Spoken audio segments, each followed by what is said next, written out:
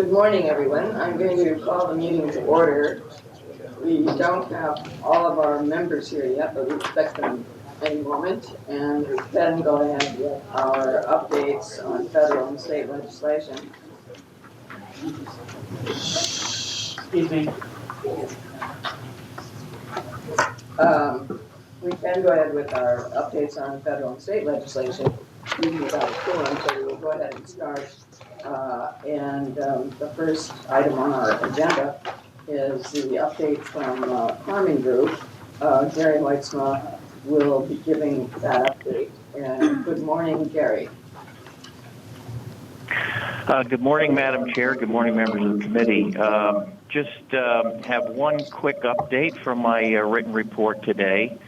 Just to note regarding the pending rulemaking on automobile fuel economy standards, which we're watching very closely, to note that two senior administration officials, one from the EPA and one from the Department of Transportation, will be among those testifying next week at a House committee hearing on this pending rule. So we'll be watching that very closely. So just wanted to bring that to your attention. With that, I'll be happy to answer any questions. Any questions for Gary Weitzma? Gary, I have a question. I think I read somewhere that we expect these the EPA rule on the pullback on the CAFE standards to take longer than was originally expected. Do you think that would be dragged out for a longer period of time? Well, the latest information I have is they originally a few months ago thought it would be mid-June. Now they're looking at a few more months. It looks like it might be mid-summer. I'm looking at the late July, early August. The rule has not gone to the to the Office of Management and Budget yet, and once that happens, which could happen as soon as next week or there, it might take 30 to 60 days. So that's what you're looking at, mid-summer. Okay, thank you, Gary. I want to recognize Senator Delgado has arrived. Just to know we didn't have full quorum. We're waiting for people to come, so just wanted to note that she has arrived, and we will go on. What we're handling now are the reports from our consultants in both Washington and Sacramento. And I'm going to ask our CEO to make some comments. Thank you, Madam Chairman. I just wanted to comment on the last item with regards to EPA's SAFE proposal. As you know, our own Sarah Reese came back from DC and has intimate knowledge in terms of where proposed regulations have to go through. And I think it might be helpful if, Sarah, you could explain sort of the process where it goes from OMB and sort of the review and what your understanding is of the current SAFE. Yeah, sure. So this is a major rulemaking. It's a significant rulemaking, and it's also a joint rulemaking. So it has to go through White House review before it would be finalized. Standard OMB review of these proposals is 90 days. It can go longer than that. It can also go shorter than that, depending on what the White House would like. But I would imagine a rulemaking of this significance, also being a joint rulemaking where the two agencies haven't very much coordinated that much, it would be a significant review time. So I would not anticipate that this would be a quick review at OMB. I would anticipate it would be more towards the 90-day end of the spectrum. And I haven't heard any signals yet that EPA is ready or that it's ready to go to OMB for review. But, you know, again, things are very much under wraps at EPA right now. Thank you. And for this, the rollback of the CAFE standards, as we've been reading, can have a significant impact here in California because we're already on attainment, and the rollback means it is more difficult to reach attainment. And also, you need to have transportation conformity with the transportation plans that comes out of our Metropolitan Planning Organization, and that will be more difficult to reach as well. So we're watching that very carefully. We expect extended litigation because we expect that the federal government will also remove California's waiver. And so that will undoubtedly trigger litigation. So any staff want to comment on that at all? I think you've covered it well. I think the only concern that I would add is that if there is in fact a conformity lapse, then there's an opportunity to withhold funding for transportation projects almost immediately. So if they change the waiver and they change the modeling, we could actually go into non-conformity much sooner than people have anticipated and actually be faced with hammer provisions of non-conformity much sooner than I think anybody had anticipated. Anyway, it's a very important action that is happening now between the federal government and California, and I urge everybody to pay attention to that. Thank you very much, Gary, and we'll move on to Amelia Jenkins from Cassidy and Associates. Amelia, welcome, and please give us an update, if any, on your report. Sure. Good morning, everyone. This is Amelia with Cassidy and Associates. I have two quick updates. One is that the DERA reauthorization legislation is still pending in the Senate, and it is getting closer to moving to a final vote there. And the second update is that the spending bills are beginning to move in the House, and next week there's a package of spending bills which includes the Interior and Related Agency Bill, which funds the EPA. That will be moving probably late next week, and included in that is the potential for an increase in DERA funding. So we're going to keep our eye on the spending bill, and we'll report back on the status of that as it moves along. Thank I'm you. happy to answer any questions. Thank you, and we have some comments from Executive Officer Cassidy. Thank you, Madam Chairman. I just wanted to highlight the quick and very dedicated response to some immediate DERA concerns that just came up. And Lisa, perhaps you can talk about what we had heard and what we did as a result of that. So late Wednesday afternoon, almost evening, we learned that there is an effort to divert $5 million from the Targeted Airship Grant, which is a program that directly helps non-attainment areas such as Southwest AQMD, Southwest Air Basin, and take that money to fund DERA. So we worked very quickly with our California delegation. Kadish and Associates immediately went to our California appropriators. Cassidy and Associates we sent to the key majority appropriating staff, and Carmen Group went to our business partners and Republican members on appropriations. And we were able to prevent the redirection of the Targeted Airship Grant funds to DERA, and they found a different offset from the Secretary of Interior's budget.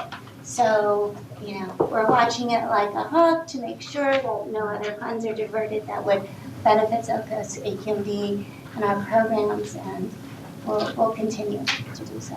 Thank you for that, and thank you to our Washington consultants for rising to the occasion, and for our own staff for recognizing that. Any more comments? Any questions then for Amelia Jenkins from Cassidy and Associates on her report? Seeing none, we will move on to Mark Kadish from Kadish and Associates. Good morning, Mark. Good morning, Madam Chair. Good morning, everyone. My update actually was what Lisa just gave, and I think she said, I think the group did everyone did a very good job. I would also say Matt Miyasato gave us very helpful information and a very quick turnaround that helped, and the relations that you all and we all here have developed, especially with Pete Aguilar and Norma Torres, our members of Congress on appropriations, who weighed in very quickly on our behalf, was enormously helpful. So, sometimes I know when you come back, it's difficult, but building those relationships pays off in times like that. So, thank you for doing that, and I really don't have any other updates. Thank you, Mark. We value your representation of us, and the relationships that you have in Washington, and we recognize helps our causes as we work toward getting clean air and meeting the targets here in California. So we will. Thank you. Move on. Thank you, Mark. We'll move on to our state consultants. First is Quintana Watson Hartman, and I believe we have Katie Maple on the line this morning. Katie, are you there? Hi, yes. Good morning. Good morning. Good morning, Chair and members. I just have two updates from my report. That 1600 by Assembly has now been referred to the Senate Environmental Quality Committee. We speak with the staff, and they have now accepted our amendment that it does not restrict or limit the source of any purchase. So that was Katie, the second. Katie, you're breaking Yes, up a lot, so I'm not sure if it's a bad connection. You want- Let me try. Does this sound better? Well, you can try. I don't know. Go ahead and try. Does it sound better? No, No. of course. No. It's a cell phone connection, I believe. Mm-hmm. All right. Do you have access to It's an Vine Solar? Let me see if I can move it's a little bit empty where I am. So let me move really quickly. Okay. And then the second update is that P1 has now been for a hearing on June in the Assembly Environmental Hey, Katie. Toxic Security Hey, Committee. Katie.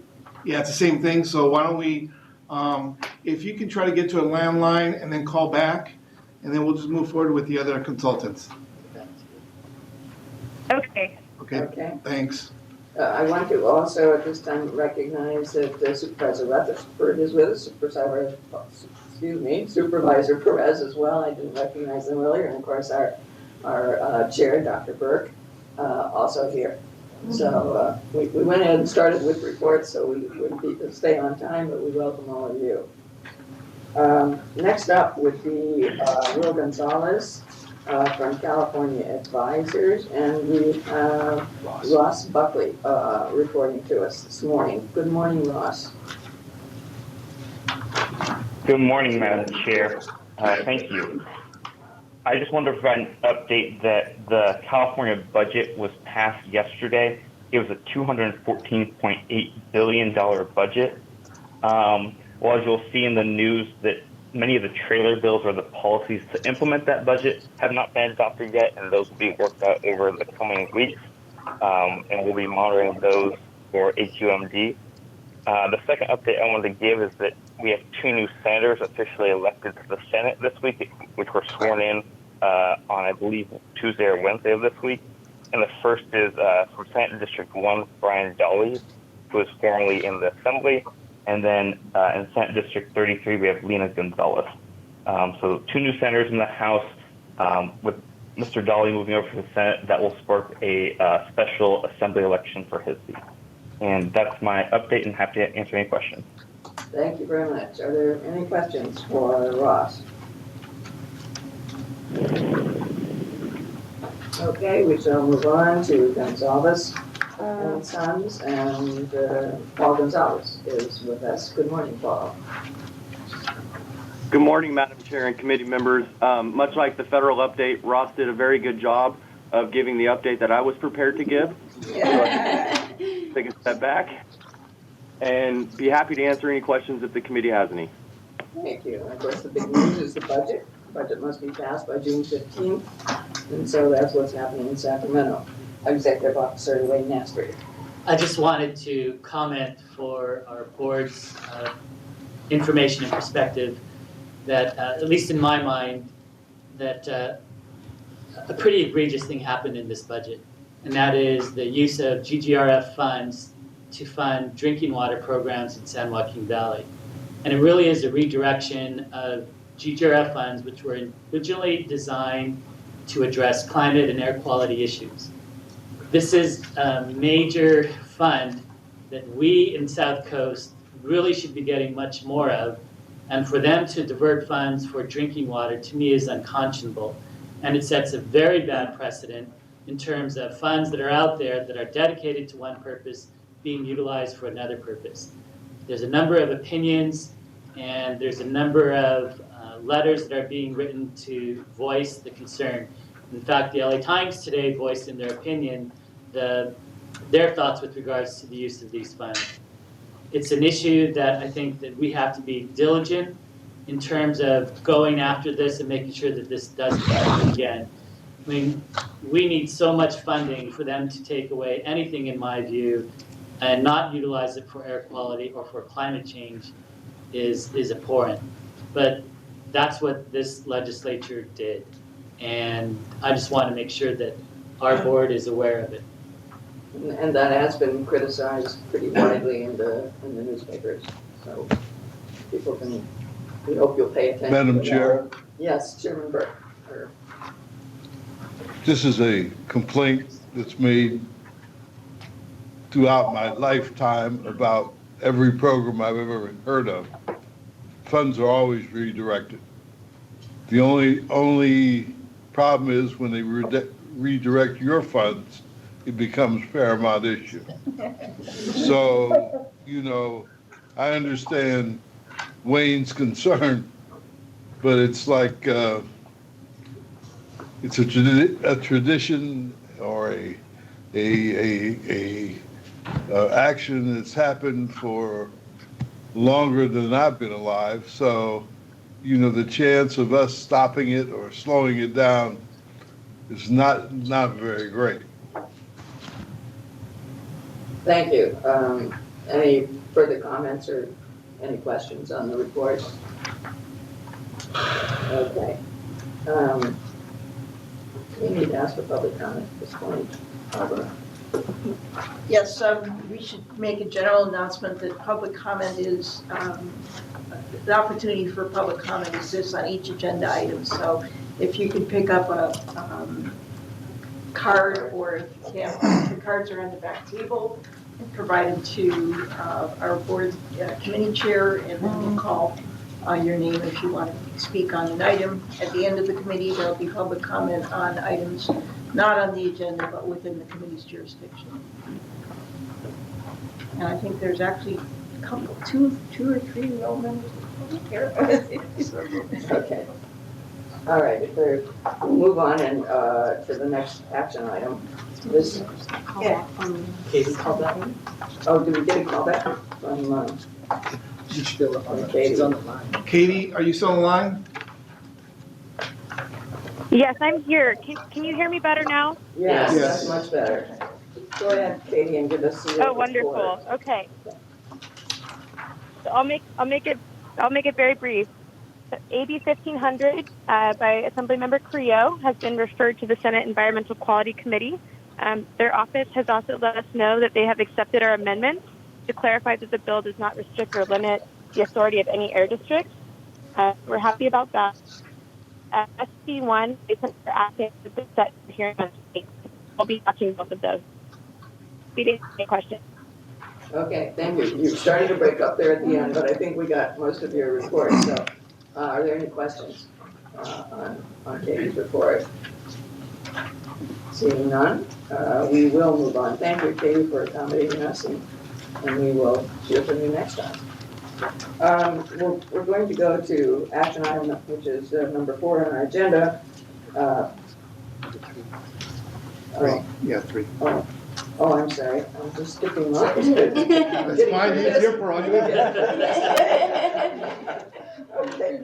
Item 3 on the agenda is the update regarding our voting district authorization for clean air bill, and I think Phil's going to, Derek's going to give us the report on that. Okay, Derek, go ahead. Thank you, Madam Chair. As we reported at the board retreat, we continue to meet with stakeholders.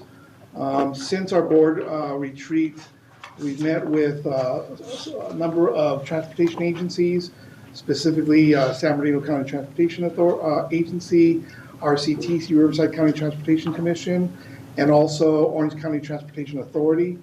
We will be meeting today with LA Metro, and then again next week with MetroLink. This is feedback that we got in Sacramento that we need to reach out to these transportation agencies to see if they would be supportive of it, or at least meet with them and educate them on the bill and potentially what they could get from any future monies that come from, if a sales tax were to be voted on by the voters. What's been the feedback thus far? Go ahead. Yes. So Wayne's been at the meetings. I think they've been, I'll let Wayne speak. Thank you. So the feedback has been, I would say, more positive than not. The meeting that we had last with Orange County was with Daryl Johnson, and they actually had a lot of good feedback. They gave us a lot of perspective in terms of what some of the concerns were. So for instance, the oversight costs, we had proposed, I believe it was 6.25%, and that's based on what we currently utilize with the Carl Moyer program.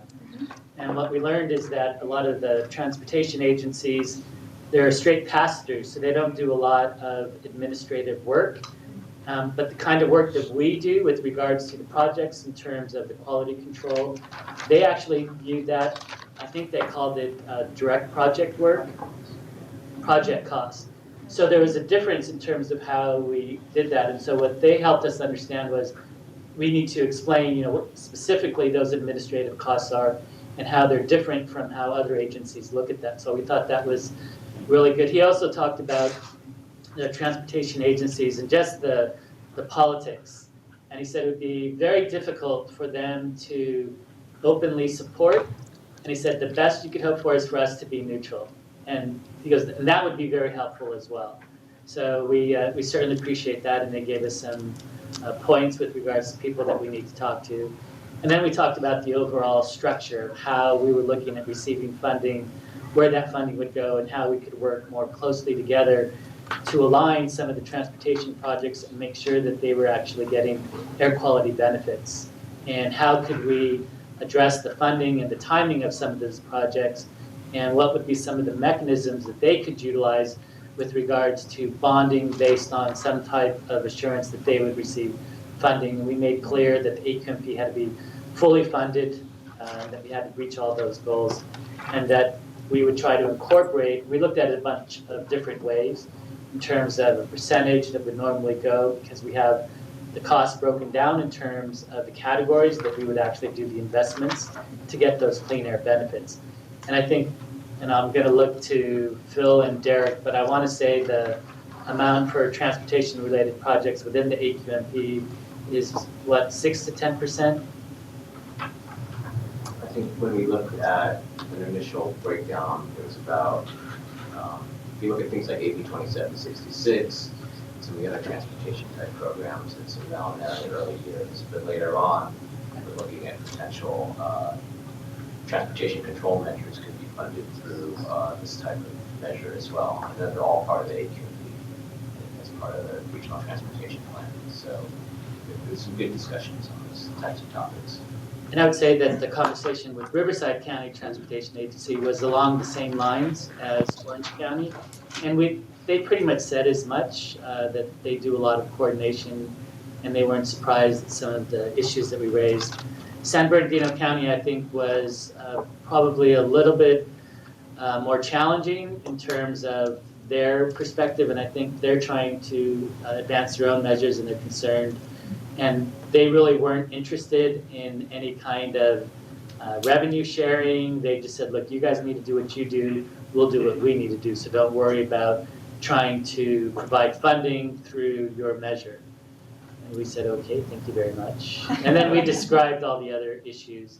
It was an informative discussion, but they will not be as supportive or as we would like, I would say, at this point. So we still have a lot more work to do. And then today we'll have a better position of LA's position and concerns when we talk with Phil Washington. Have you estimated how much money could be generated through this sales tax program for the turnover of our truck fleets? I mean, an annual amount. Have you looked at that? Obviously, this is a big concern, and when I've been out talking about this legislation, I've been saying this is why we need it. So we need to turn over these truck fleets. We need that incentive funding to close that gap. So just wondering whether we've analyzed that. Yes. Yeah, so again, if In today's dollars, asset sales tax is roughly about $1.4 billion a year. It wouldn't only go to trucks, there's lots of other equipment as well. So trucks are a big part of it, and they're probably one of the first things we would do in terms of where the technology is. But this is the construction equipment, there's other off-road sources, there's stationary source work we need to do. So there's quite a bit of, we've looked at where it could be spent. Trucks are a big part of it, but it's not the only part of it. But trucks are kind of the first target because of where the technology sits and the experience we have in that sector. Phil, as a percentage of annual revenue, the amount that we would spend, ballpark. I don't have that in front of me. I don't want to guess. I want to say it was around 30%. Yes. Madam Chair? Yes. You're saying that the technology is available and accessible now for that, and that's why you would prioritize that? I think on the 90% cleaner side, on the near zero side, that's true. And hopefully within the next 2 or 3 years, zero emission will also be in the same place. But when it comes to, say, construction equipment, we're a little bit further off from getting those types of gains. Got it. If we might get a follow-up of the question you asked by email, that would be great. Sure, we actually have fairly detailed spending sheets by category, and that's what we've been using. Yeah. So we'll get that to you. And perhaps along with that, an update on the technology, where we expect technology to be in the next few years. I know we do have a pretty good advance on technology for like equipment, the ports, the guslers, and that kind of thing. It's just the off-road and stuff is lagging behind. There's things we can do in off-road construction. There's Tier 4 standard for new equipment. We just got to get more of that deployed. Then you get into trains, you get into aircraft, which is very complicated, and ships. Like you look at all the major categories, and some of them start to get more challenging. Right. Hovercraft is one where we actually can be quite cost effective. We think ships, there's some programs that can be cost effective, but we got to get the technology there. So every category is a little bit different. We've also allocated some for transit and for buses as well. Okay. School buses. Good, thank you. I think that'd be useful for our people to know. Another living document as we talk to people, so we're trying to get that feedback and rework it a little bit. The expected revenue that we might get from the measure, as well as the expenditure plan for the measure, and then where the technology is. Put all those pieces together would be useful. Okay. Madam Chair. Yes. Madam Chairman, I have 2 questions. One, and I know she can speak for herself, but I wondered if Supervisor Rutherford's language did get incorporated. So we provided the language to the author as a series of amendments. I'll let Derek explain more. Sure, yes, we submitted the language to the author on May 10th. As of this morning, they had not incorporated the language into the bill. We're going to have our consultants check on that, but again, as you know, he pulled the bill, so there's no urgency to. There's no bill to put the language in, right? Right. Here's my second question. When the total opposition to this bill from the Inland Empire comes about,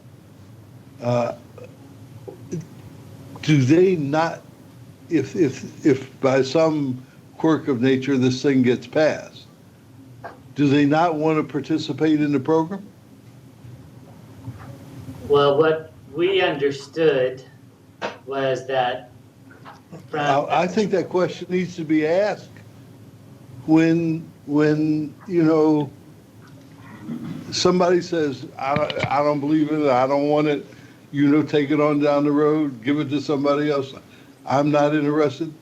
Then the question becomes, with all the air quality problems they have, what are they going to do with them if it passes?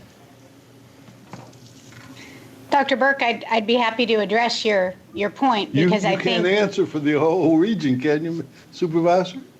I think I'm very well positioned to answer for at least my county and the San Bernardino County Transportation Authority, since I'm a member there and we've spoken about it. Okay. Wayne's conversation with the staff at SBCTA, the staff was expressing the board's representation that our region is not going to be supportive of additional taxes. That's a struggle for our board anyway, because we would like to put an additional sales tax measure for transportation purposes. And so we've been talking about it, we're concerned.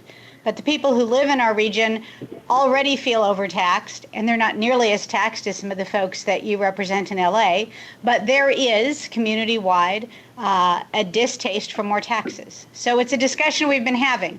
And if they're not going to spend it on our freeways and transportation, they're certainly not going to extend it to the more nebulous concept of air quality. And I think Mr. Alatorre would tell you that when he came out and spoke to SBCTA, he was asked straight out, how and where is the money going to be spent?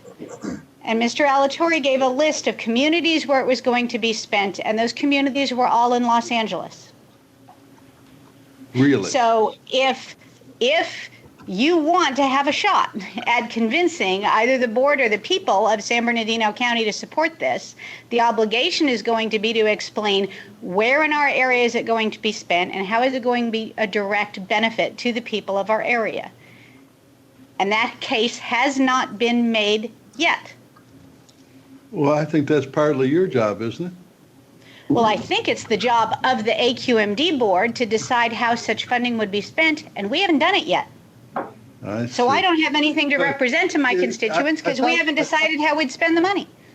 I thought it was common knowledge that the air pollution travels from LA down to San Bernardino Riverside and collects there. Am I missing something there? You're not missing something, of course not. We do all know that, and we would all like that fixed. But there is a genuine skepticism on our part that the money will end up being spent on things that will actually address problems like that. When we hear that certain parts of it are going to go to social justice and environmental justice and community outreach, we want it to actually go to cleaning the air. And we have not seen a proposal, or the board has had the conversations about what we're actually going to spend the money on. Once we have that, if we have something concrete to talk about where we're going to spend the money, then we can engage in this conversation, and then I can go to my region and represent what we're going to do with the money. So you're willing to choke on that smog and pollution rather than help underprivileged people? I have plenty of underprivileged people in my own community who don't want to pay extra money to benefit social programs in LA. If you can explain to them and show them a guarantee that the money is going to be spent on improving air quality in the air that we breathe, then you got a shot at getting it passed. So that's the challenge to supporters of the tax and to the AQMD. We have a shot at getting it passed before we ever explain it to you, I think. So that's just my and if that's your attitude, Dr. Burke, it's not going to fly in the Inland Empire. Totally incorrect in not having I'm going to jump in some, here. I think this is a good discussion, and I think we asked staff this morning to provide us with that list of how the money will be spent. You might also, I'd like to ask you to conclude in that list, to the extent you can, the locations of where the money will be spent or where the impacts of the money spent will be felt. It's hard, air crosses our borders is one of the issues that we have. And that's what Dr. Burke mentioned. The pollution that is created at the ports and in LA County does float out to San Bernardino and Riverside. We've seen that particularly in Coachella Valley, where we just recognized at our last board meeting that a lot of the pollution there comes from the LA basin. And so it's hard to say, the pollution in San Bernardino doesn't affect somebody else or doesn't come from somewhere else. Dr. Burke, do you want to? No, Supervisor Perez wants to speak. Okay. Thank you. Go ahead, please. Thank you, Dr. Burke, and thank you, Madam Chair. I think that obviously the questions are good questions, and the concerns that Dr. Burke brought up are very real, as well as the concerns from Supervisor Rutherford. I think we got the same sentiment. I'm sensing the same sentiment out here in Riverside County in the sense of, obviously more taxes, and then as well, RCTC having a struggle with ensuring that ultimately we pass a tax for more transportation needs, I guess. And so I wanted to ask staff, what's the conversation like now with RCTC? I know that in the beginning, those were the struggles. It's been a while. And so I'm just wondering where we are now. When was the last time you might have talked to Ann at RCTC and staff? What are you hearing now? And then maybe I can be helpful to try to push things along, not only with RCTC, but in my area, we have CVAG, Coachella Valley Association of Governments, which is an arm, if you will, of RCTC that works on transportation issues out here in the Coachella Valley. So I was just wondering from staff, what are you hearing? What's recent? So Supervisor Perez, we spoke and met with RCTC just a few weeks ago, and it was actually a very constructive dialogue. And again, it was very similar to the discussions that we've had with Orange County and with San Bernardino. And the main issues have been, as Supervisor Rutherford just pointed out, this concept of where are the funds going to be spent in relation to the amount of funds that are raised. And so one of the things that we've talked about when we look at air quality and has been discussed here just now is that there is transport. And in fact, we're going to get far more benefit from an air quality perspective in the Inland Empire and for the dollars that are actually spent there. And so we have the modeling, we have the historical operations to sort of show that that in fact is the case. So from a benefit perspective, the Inland Empire will benefit the most from these investments that we're talking about. What I'd like to do is to sit down with Supervisor Rutherford and go over a lot of this information that we've collected that addresses where the money will be spent, how that money will be spent. I mean, obviously we've got a lot of issues within Riverside and San Bernardino when we look at the rail operations and potential impacts and what we're seeing on 617, but all of this will really play out, I think, in terms of the AQMD and the investments. So we'd be happy to sit down and describe, because we've heard from a lot of people that where are you going to spend the money? What's the time period in which it's going to be spent? What are the benefits that are going to accrue from those funds? And how does it benefit us? And I think we have the answers to those questions, so I'd like to, as I said, sit down with you, Supervisor Perez, and with Supervisor Rutherford to go over that. I think with regards to Coachella Valley and CVAG, we also met with them recently during the bump up aspects, and thanks for your assistance with regards to helping us there. And I think that I believe that we're in a much better place when it comes to Riverside County and Coachella Valley with regards to how we could possibly move forward. Now, whether they openly support, I think that's the concept of the tax and that there's a lot of concern, but I think that if they're neutral, that would help us tremendously. So Yes. So that's sort of. I was going to say, I appreciate all those points. I think those are necessary. We got to make sure we spell all that out, right? We define all that, especially out here in the Coachella Valley, obviously Riverside County as a whole. And quite frankly as well, like who's going to oversee that funding, right? I go back to Supervisor Rutherford's point that I think, we got to have some sort of committee or some sort of oversight. That way people feel a little bit more willing as well. And so, yeah, whenever you're ready, I'm out here and we can do our rounds, whether it's in Riverside or whether it's out here in the valley, by all means. Yes.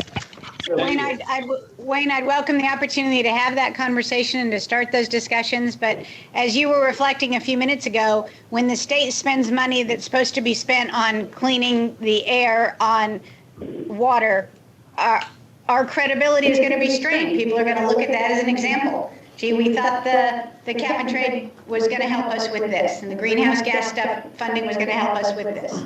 So we have an uphill battle, and it's not just uphill in San Bernardino County.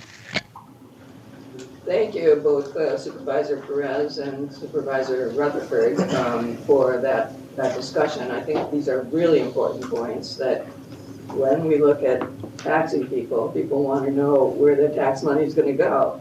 And in order to get support for this measure, we're going to have to display that. The other thing I want to point out is that this is a measure that creates a voter district authorization, and the voters ultimately would decide, your constituents would decide whether they want to tax themselves for this purpose. And so I do think it's important that we put along those lines. Who should make this decision? It should be the ultimate decision made by the people who are affected. But at the same time, it's absolutely imperative that we set out how the money is going to be spent, where it's going to be spent, what the impacts of the benefits of that money will be when it is spent, and the oversight as well, very important. Who's going to do the oversight? What kind of people will we appoint to an oversight committee?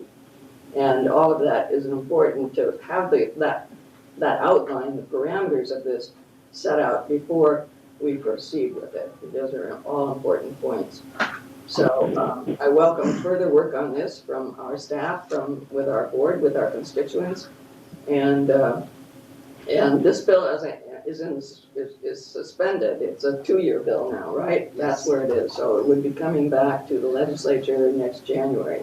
We've got some work to do in the meantime. So the other thing I have asked our staff to do is, if we don't do a sales tax measure, what are the other options?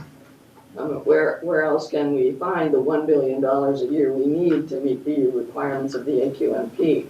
This is really tough because, there are, you turn to one source and no, that won't work because of X, and another source, well, there's just all kinds of reasons why a container fee might not work, taxing beneficial cargo owners, how do we do that?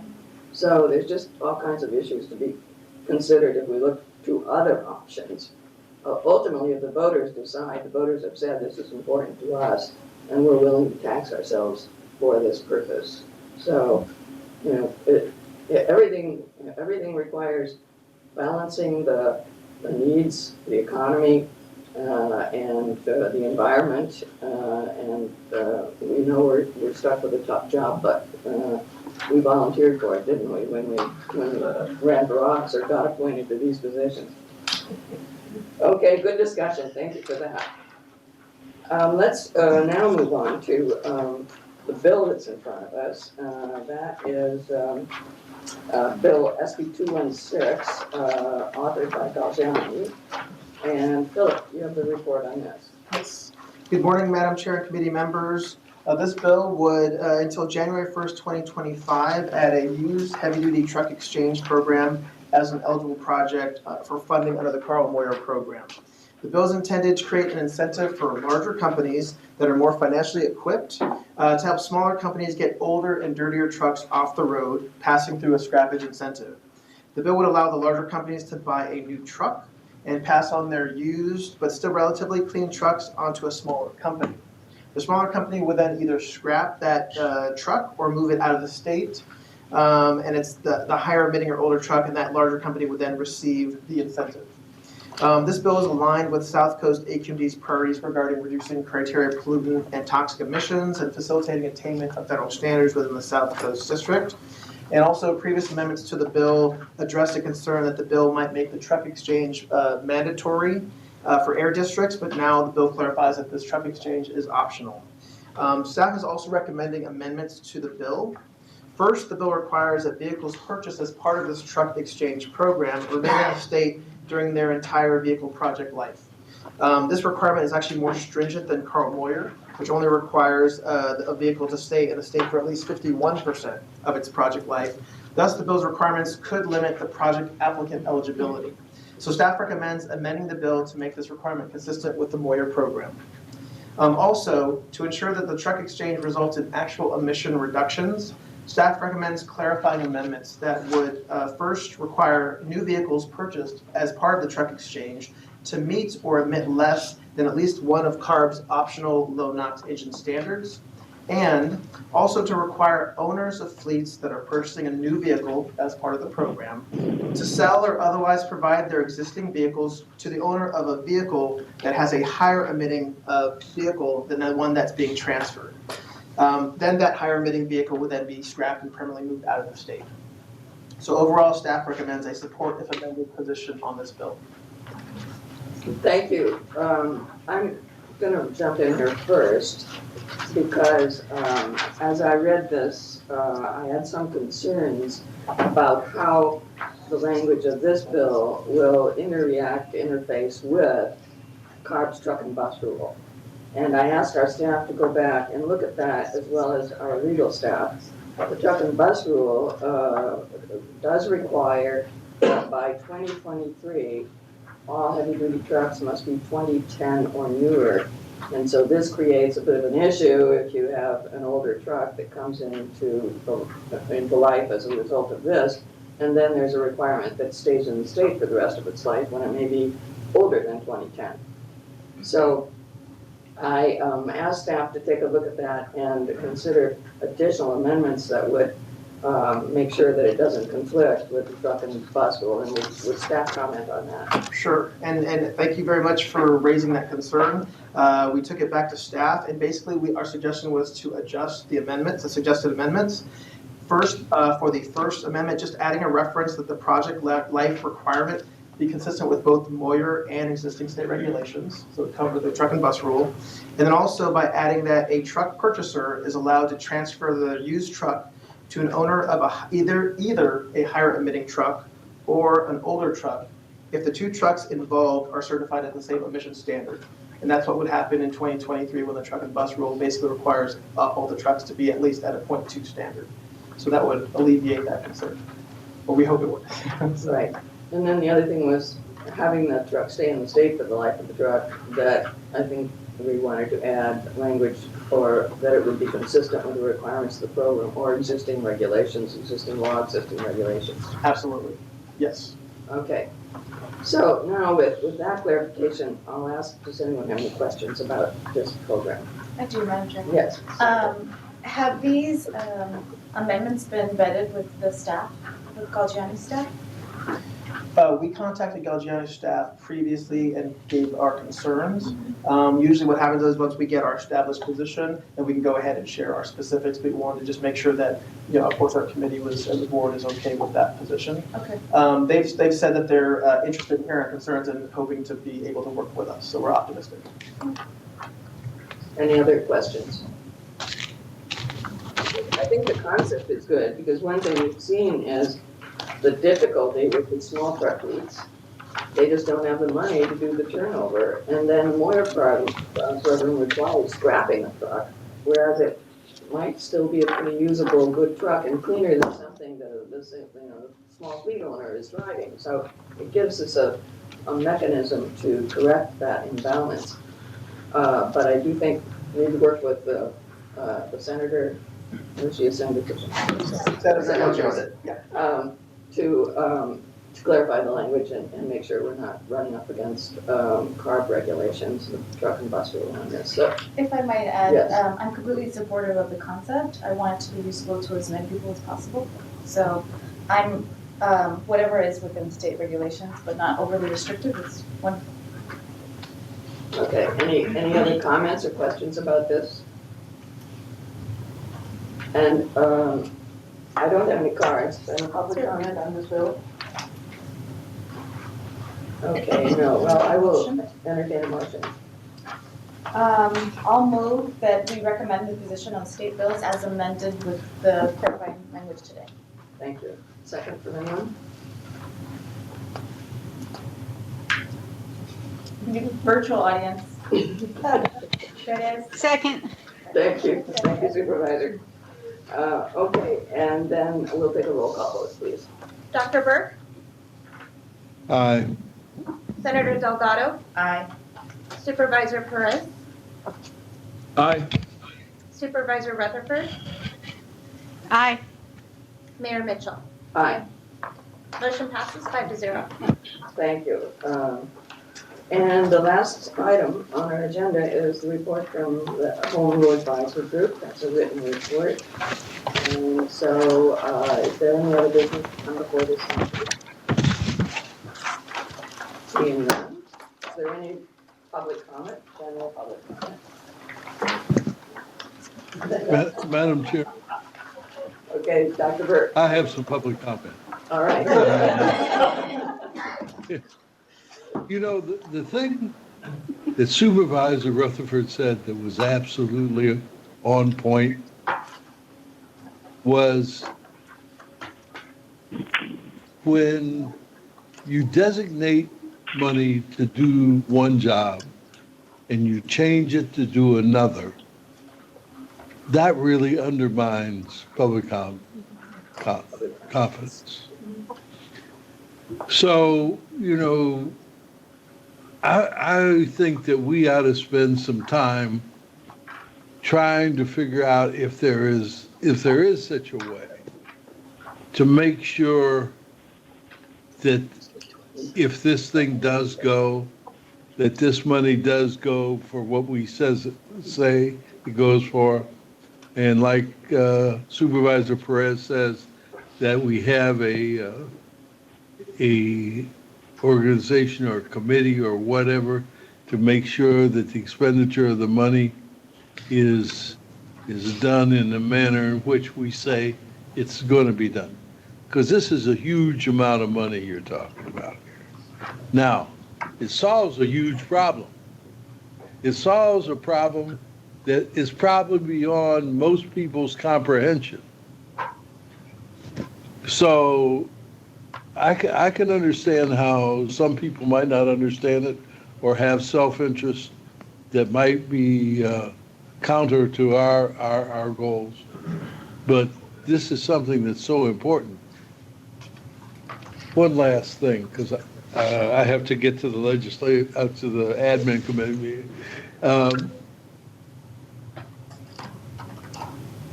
The concept that the chairman of this committee was talking about, how do you fund it if you don't do this, was one which buffaloed me probably a year or so ago. Because when they started talking about $1 billion a year, I melted into my chair. Because I couldn't imagine raising $1 billion a year to do this over a 10-year period. The longer I go, the more I'm convinced if we really worked at it, we could get to $1 billion a year for 10 years, even if the sales tax thing doesn't go. So I don't want everybody to get oriented that this is the only basket that we have to put our eggs in. It is the best, it is the fastest, it is the cleanest from my perspective, but I don't think it's the only one. That's my public comment. Thank you. Thank you, Dr. Burke. It certainly identified the challenges for this agency, and it's we all have a tough job. It's not an easy work here, but it's important work. And as I attend the AB or the 617 meetings, the AB 617 meetings, and listen to the people who are so impacted by pollution, by trucks, by railroads, by the ports. I was at one just last night in Wilmington, and those are just heart-wrenching stories of what those people experience, and we have to pay attention to that. We have to be looking at our population and what is happening to them as a result of air pollution. So with that, the next meeting is July 19th, and I will adjourn this meeting to July 19th. Thank you all.